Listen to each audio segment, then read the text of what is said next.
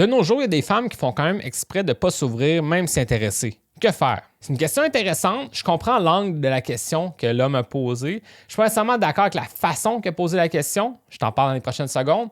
Mais je vais aussi t'apporter quand même des pistes pour t'aider avec tout ça. Donc, la première chose que je veux t'amener comme un peu piste de réflexion, c'est que personnellement, je ne crois pas qu'une femme fait exprès de ne pas s'ouvrir à un homme, même si elle est intéressée, comme la façon qu'il a posé la question. Souvent, une femme va pas se montrer trop intéressée, même si tu sens peut-être qu'elle est intéressée, parce qu'elle veut se protéger elle-même. En fait, d'un point de vue de la société, c'est encore mal vu, même dans notre monde moderne. Une femme qui se montre trop ouverte, on va dire que c'est une femme facile, etc. On va lui porter des intentions négatives, on va la juger. Donc, c'est sûr qu'une femme ne va pas se montrer trop ouverte trop rapidement, même si elle est intéressée.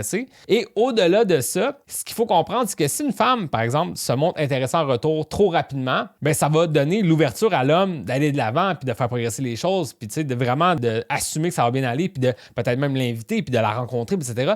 Puis si cette femme-là, finalement, elle réalise qu'après quelques minutes, c'est pas un bon match pour elle, ben là, elle avait comme déjà donné son accord au début trop rapidement. Donc là, l'homme va se fâcher, elle va avoir une répercussion négative, elle va se faire juger, elle va dire pourquoi t'as dit oui, puis là maintenant c'est non, etc. Donc elle préfère dire peut-être ou pas trop s'ouvrir que dire un oui, tu sais, vraiment très franc. Je sais pas si tu comprends. Donc, c'est vraiment important de comprendre ça, que quand vient le temps d'aborder une femme, il faut vraiment que tu vois ça comme si tu tends des perches, tu donnes des opportunités à l'autre personne de s'investir en retour.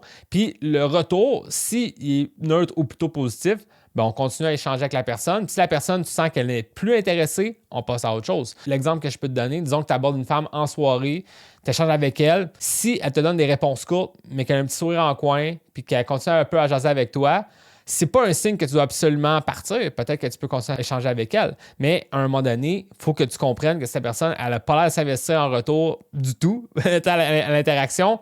On passe à autre chose. Tu souhaites bonne soirée et that's it. Puis au-delà de ça, il faut faire très attention avec la mentalité de croire qu'une femme doit être intéressée à toi parce que tu lui parles. C'est elle qui décide au final si elle veut aller de l'avant ou pas avec les propositions que tu lui fais, la façon que tu échanges avec elle, tout ça.